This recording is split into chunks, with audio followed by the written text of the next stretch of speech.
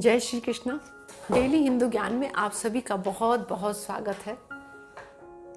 विष्णु योग माया, इसका अर्थ क्या है? विष्णु योग माया, जब भगवान विष्णु जी निद्रा में जाते हैं तो ये ब्रह्मांड जो है, ब्रह्मांड का प्रकाश जो है ये शांत हो जाता है, समाप्त हो जाता है। तो इसको चलाने के लिए भगवान की योग माया देवी जो है वो प्रकट होती हैं और वो उसको संभालती हैं। उनको अंबा देवी भी कहते हैं, अंबिका देवी। ये योग माया है, विष्णु भगवान की ही योग माया है।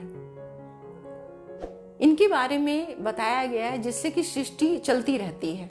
जब भगवान योग निद्रा में सोते हैं, जब वो निद्रा में जाते हैं, तो योग माया देवी जो है वो पार्वती जी का ही रूप मानी गई है। ये वो इस सृष्टि को संभालती हैं, जिसको बोलते हैं विष्णु योग, विष्णु योग माया जिसको बोला जाता है। इसका अर्थ यही है। अब इनके बारे में, जब भगवान कृष्ण का अवतार हुआ था, जब भगवान कृष्ण ने जन्म लिया था और वासुदेव उनको लेके गए थे नंद बाबा के घर, तो नंद बाबा के घर एक बेटी का जन्म हुआ था, कन्या का जन्म हुआ था, जिसको वो लेके वहां से कृष्ण भगवान को यशोदा के बगल में लिटा दिया और उस कन्या को लेके वहां से आए। क्योंकि कंस जो था उसको पता था कि 8वीं जो संतान होगी देवकी की, वो उसका काल बन के पैदा होगी, तो उसने पहरा लगा रखा था कि ये संतान जब भी जन्म ले तो हमें जरूर सूचित करो। और फिर वो सब संतान जितनी, 7 संतान जितनी थी, उनको सबको मार डाला था उसने। तो जब वो कन्या वहां से आई और उसको लाके देवकी के गोद में डाल दिया, क्योंकि भगवान जो कृष्ण थे वो तो प्रभु की लीला थी। जब उन्होंने जन्म लिया तो पहरेदार सो गए, बेड़ियां सब उनकी हाथों की टूट गई और इस तरह से किसी को कुछ पता नहीं लगा। उन्होंने अपनी योग माया ऐसी फैलाई और नंद बाबा जो थे उनको लेके चले गए। और जब उनको लेके आए और जैसे गोद में उस कन्या को डाला, वो कन्या रोने लग गई जोर जोर से।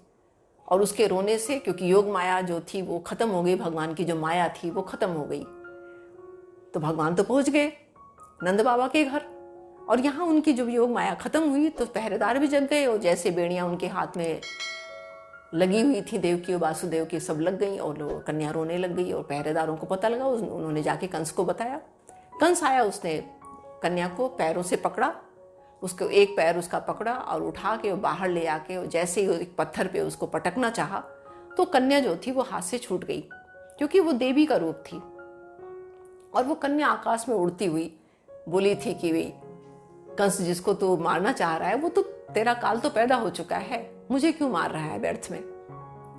ऐसे करके वो कन्या उड़ गई। तो वो कन्या जब आकाश में उड़ती हुई गई तो उन्होंने विंध्याचल पर्वत, मिर्जापुर में जो विंध्याचल पर्वत है, वहां उसको विंध्यवासिनी देवी के नाम से वो जाके स्थापित हुई। वहां उन्होंने अपनी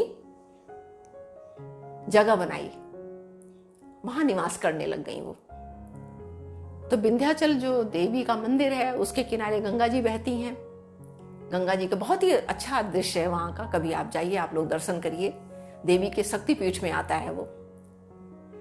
वहां अष्टभुजी देवी जो 8 भुजाओं से अपने भक्तों की रक्षा करती हैं, वो देवी हैं। जो कृष्ण की बहन मानी गई हैं, वो देवी हैं। तो वो देवी जो हैं वो पार्वती जी का ही रूप हैं, जो विष्णु भगवान ने उनको स्थापित करते हैं। वो जब भी योग निद्रा में जाते हैं, भगवान 6 महीने के लिए सोने जाते हैं, तो वो देवी जो है इस सृष्टि की को संभालती हैं, इसका पालन पोषण करती हैं, जिसको कि विष्णु योग माया कहते हैं।